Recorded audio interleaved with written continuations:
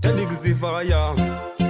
Chimdara chavo Wayase Big uploader Ndakashinda chiledi time Ndaida kukanda amaraimu Ndakasvika ntunzwa laputeki Vachikusa kuti laputeki Getangundra kubiga laputeki Vakubiga laputeki Munhu wese angova laputeki Vachikusa laputeki Getangundra kubiga laputeki Vachikusa laputeki Munhu wese angova laputeki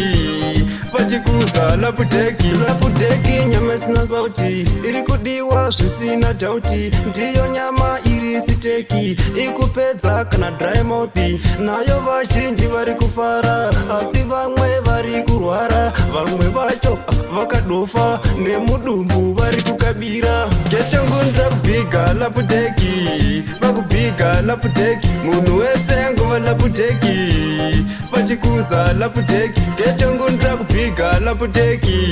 Vachikusa laputeki Munhu wese angova laputeki Vachikusa laputeki Vari kubvunza inowanikwepi Bhucha racho aiwariripi Ndikati maya pinda baleki Unosvika weiwana fasti Usawara hoimbodhuri Unoipuwa usina mari Chongodiwa kupfeka jombo Kuti mangwana usawisa urombo Getangundra kubiga laputeki Vakubiga laputeki Munhu wese angova laputeki Vachikusa laputeki Getangundra kubiga laputeki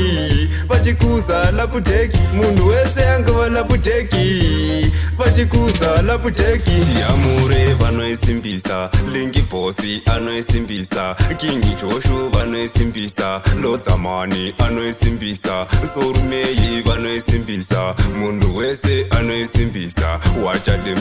Wachademse Adilo star Achimdara chavo Getangundra kubiga laputeki Vakubiga laputeki Munhu wese angova laputeki Vachikusa laputeki Getangundra kubiga laputeki Vachikusa laputeki Munhu wese angova laputeki Vachikusa laputeki To big up Empress Noku